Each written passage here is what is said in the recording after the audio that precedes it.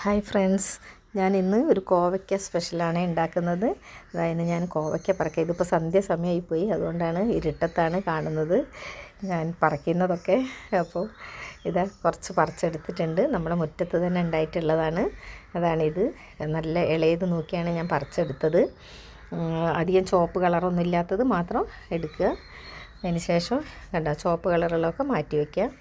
അതിന് ശേഷം നീളത്തിൽ ചെറുതായി അരിഞ്ഞെടുക്കുക. അരിഞ്ഞെടുത്തതിന് ശേഷം നമുക്കൊരു ചീനച്ചട്ടിയിൽ കുറച്ച് നെയ്യ് ഒഴിച്ച് 2 സ്പൂണ് നെയ്യ് മതി കേട്ടോ, അധികമൊന്നും വേണ്ട.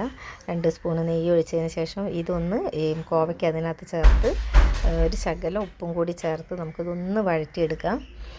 ഇത് അല്ലാതെ കറിയിൽ ചേർക്കുന്ന സമയത്ത് കോവയ്ക്ക വേവാത്ത പോലെ കിടക്കും. എത്ര വേവിച്ചാലും നമുക്കൊരു പച്ചയ്ക്ക് ഇങ്ങനെ ഉണ്ടാകും. അപ്പോൾ അതുകൊണ്ട് കോവയ്ക്ക നന്നായിട്ടൊന്ന് വഴറ്റിയെടുത്തതിന് ശേഷം നമുക്ക് കറിയിലേക്ക് ചേർത്തിയാൽ നല്ല വെന്ത പോലെ ഉണ്ടാവും, നല്ല ടേസ്റ്റും ഉണ്ടാവും. നെയ്യിലാവുമ്പോൾ ഒന്നുകൂടി ടേസ്റ്റ് ഉണ്ടാവും. ഈ നെയ്യ് ഇഷ്ടപ്പെടാത്തൊരു ഓയിലിൽ ഏത് ഓയിലിലോ വെളിച്ചെണ്ണയിലോ വഴറ്റിയാലും കുഴപ്പമൊന്നുമില്ല. പക്ഷേ വെളിച്ചെണ്ണ വേണ്ടെന്നാണ് എൻ്റെ അഭിപ്രായം. കാരണം നമ്മൾ ഇതിനകത്ത് ഈ അണ്ടിപ്പരിപ്പോ അല്ലെങ്കിൽ ഇതെല്ലാം ചേർക്കുമ്പോൾ അത് അതിൻ്റെ ടേസ്റ്റിനൊരു വ്യത്യാസം, അതിൻ്റെ ഫ്ലേവറിനൊരു വ്യത്യാസം വരും. അങ്ങനെ ഉപ്പും കൂടി ചേർത്ത് നന്നായിട്ട് വഴറ്റിയെടുക്കുക. നന്നായിട്ട് ഒരു വാടി വരുന്ന വരെ വഴറ്റിയിട്ട് അതിന് ശേഷം ഇത് നമുക്കൊന്ന് അടച്ച് വയ്ക്കാം. അടച്ച് വയ്ക്കുമ്പോൾ പെട്ടെന്ന് ഇത് വഴണ്ട് കിട്ടും. കണ്ടോ, ഇത് വഴണ്ടതിന് ശേഷം ഞാനിത് മാറ്റിയൊരു പ്ലേറ്റിലേക്ക് എടുത്ത് വെച്ചിട്ടുണ്ട്. കണ്ടോ, നന്നായിട്ട് വഴണ്ടിട്ട് ഇനി നമുക്കൊരു കുറച്ച് ഒരു 10 അണ്ടിപ്പരിപ്പ് വേണം. അണ്ടിപ്പരിപ്പിന് പകരം നിലക്കടല ഉപയോഗിക്കാം കേട്ടോ. കൂടാതെ 2 ടേബിൾ സ്പൂൺ തൈര് വേണം, ഒരു തക്കാളി വേണം. ഇതെല്ലാം കൂടി നമുക്കൊന്ന് മിക്സിയുടെ ജാറിലിട്ടിട്ട് അരച്ചെടുക്കാം. പിന്നെ എരിവിന് വറ്റൽമുളകാണ് ഉപയോഗിക്കുന്നതെങ്കിൽ വറ്റൽമുളക് ഇതിൻ്റെ കൂടെ ചേർത്ത് വേണമെങ്കിൽ അരച്ചെടുക്കാം. അതല്ലെങ്കിൽ നമ്മൾക്ക് കാശ്മീരി മുളക് പൊടി ചേർക്കാം. ഇത് നല്ല ഫൈനായിട്ടൊന്ന് നമുക്ക് അരച്ചെടുക്കാം കേട്ടോ. അണ്ടിപ്പരിപ്പിന് പകരം കടല ഉപയോഗിക്കാമെന്ന് ഞാൻ പറഞ്ഞല്ലോ, നിലക്കടല ഉപയോഗിക്കാം. തൈര് 2 സ്പൂണോളം ചേർക്കാം, അതിൽ കൂടുതൽ വേണ്ട. അതും പുളിയില്ലാത്ത തൈരായിരിക്കണം. ഇതിപ്പോൾ ഞാൻ വലിയൊരു സ്പൂൺ നിറച്ചെടുത്തത് കേട്ടോ. പുളിയില്ലാത്ത തൈര് തന്നെ എടുക്കണം. ഇനി ഒരു ചീനച്ചട്ടി നമുക്ക് അടുപ്പത്തേക്ക് വയ്ക്കാം. അതിലേക്ക് 2 സ്പൂണ് ഓയിൽ ഒഴിച്ചു കൊടുക്കാം. വെളിച്ചെണ്ണയല്ല കേട്ടോ, ഓയിലാണ്. ജീരകം പൊട്ടിച്ചു കൊടുക്കാം. ജീരകം പൊട്ടിയതിന് ശേഷം ഒരു കഷ്ണം പട്ട, 2 ഗ്രാമ്പു, ഒരു ബേ ലീഫ് അത്രയും ചേർത്ത് ഒന്നുകൂടി വഴറ്റി കൊടുക്കാം. ഒന്ന് മൂക്കുന്ന സമയത്ത് നമുക്ക് ചെറുതായി അരിഞ്ഞ് ഉള്ളിയും കൂടി ചേർത്ത് കൊടുക്കുക.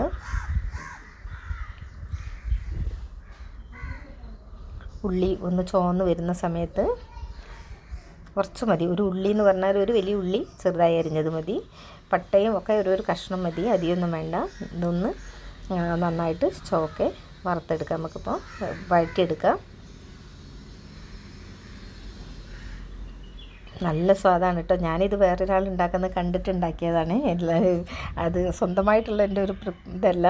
ഞാനിത് ഇങ്ങനെ കണ്ടപ്പോൾ എനിക്ക് ഭയങ്കര ഇഷ്ടം തോന്നി. അപ്പോൾ ഞാൻ വിചാരിച്ചൊന്ന് ഉണ്ടാക്കി നോക്കാമെന്ന്. അപ്പോൾ നല്ല ടേസ്റ്റ് ഉണ്ടായതുകൊണ്ട് ഞാൻ ഉണ്ടാക്കിയതാണ്. ഇതിനകത്ത് ഇഞ്ചി വെളുത്തുള്ളി പേസ്റ്റും കൂടി ചേർക്കുക. പേസ്റ്റോ ചതച്ചതോ എന്ത് വേണമെങ്കിലും ചേർക്കാം. ഒന്നുകൂടി നന്നായിട്ട് വഴറ്റി കൊടുക്കാം. ഞാൻ 2-3 പ്രാവശ്യം ഇത് ഉണ്ടാക്കിയിരുന്നു. അപ്പോൾ എനിക്ക് നന്നായിട്ട് ഇഷ്ടപ്പെട്ടു. 2 പച്ചമുളകും കൂടി ചേർത്ത് കൊടുക്കാം. എരിവുള്ള പച്ചമുളകാണെങ്കിൽ 2 തന്നെ മതി കേട്ടോ. നന്നായിട്ട് വഴറ്റി ഇതെല്ലാം അതിന് ശേഷം നമുക്ക് ഇതിലേക്ക് നമ്മൾ അരച്ച് വെച്ചതിന് ചേർത്ത് കൊടുക്കണം. അരച്ച് വെച്ചത് ചേർത്ത് നന്നായിട്ട് വഴറ്റി കൊടുക്കണം. അതും ശകലം മഞ്ഞൾപ്പൊടി ചേർത്ത് കൊടുത്തിട്ടുണ്ട്. മഞ്ഞൾപ്പൊടിയുടെ പച്ചമണം മാറുമ്പോൾ നമുക്ക് ഇതിലേക്ക് ശകലം മുളക് പൊടിയും കൂടി ചേർത്ത് കൊടുക്കണം. അത് മല്ലിപ്പൊടി 1 സ്പൂണ് ചേർത്ത് കൊടുക്കണം. മല്ലിപ്പൊടി ചേർത്ത് അതും പച്ചമണമൊക്കെ ഒന്ന് മാറുന്ന സമയത്ത് നമുക്ക് ഇതിലേക്ക് കുറച്ച് മുളക് പൊടി ചേർത്ത് കൊടുക്കാം. ഇത് എരിവിനാണെങ്കിൽ എരിവുള്ള മുളക് പൊടി ചേർക്കുക, അതല്ലെങ്കിൽ എരിവ് അധികം വേണ്ടെങ്കിൽ കാശ്മീരി മുളക് പൊടി ചേർത്ത് കൊടുക്കുക. ഇതിപ്പോൾ ഒരു 2 സ്പൂണ് ഞാൻ മുളക് പൊടി ചേർത്ത് കൊടുത്തിട്ടുണ്ട്. നന്നായിട്ട് ഈ പച്ചമണമൊക്കെ ഒന്ന് മാറട്ടെ.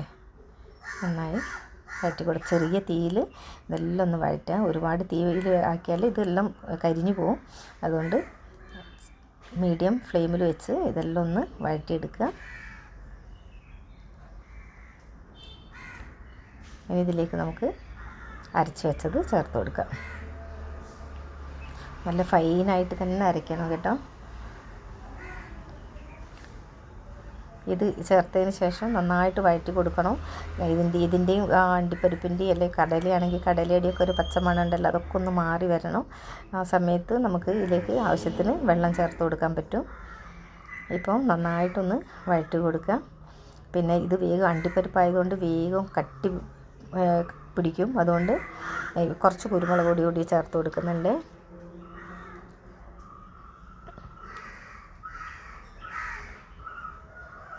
പിന്നെ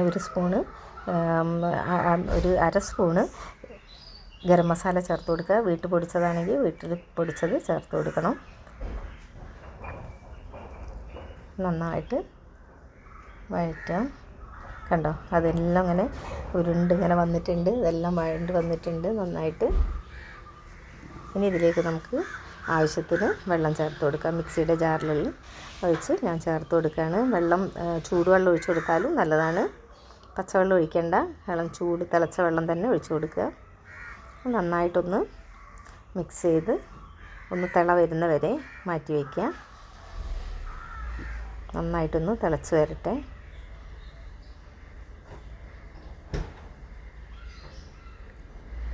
ഇനി ആവശ്യത്തിന് ഉപ്പ് വേണമെങ്കിൽ ഇപ്പം ചേർത്ത് കൊടുക്കുക.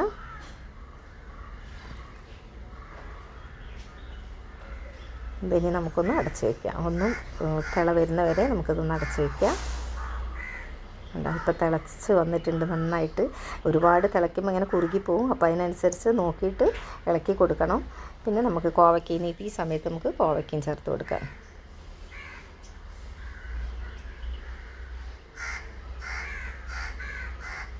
ഇതിങ്ങനെ വഴറ്റിയതുകൊണ്ട് അധികം നമുക്ക് കറി തിളയ്ക്കേണ്ട ആവശ്യമൊന്നുമില്ല. കുറച്ചുകൂടി ഉപ്പിൻ്റെ കുറവുണ്ടായിരുന്നു, ഞാൻ ഉപ്പും കൂടി ചേർത്ത് കൊടുക്കുകയാണ്.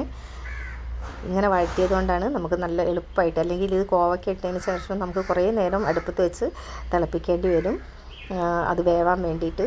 അപ്പോൾ ഇതിങ്ങനെയാകുമ്പോൾ വേഗം നമുക്ക് കറി റെഡിയായി കിട്ടും. പിന്നെ നെയ്യിൽ വഴറ്റിയ കോവയ്ക്കയും കൂടി ആകുമ്പോൾ നല്ല ടേസ്റ്റുമാണ്.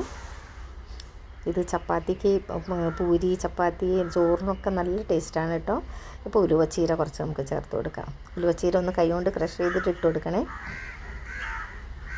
പിന്നെ കുറച്ച് മല്ലിയിലയും കൂടി ചേർത്ത് കൊടുക്കാം.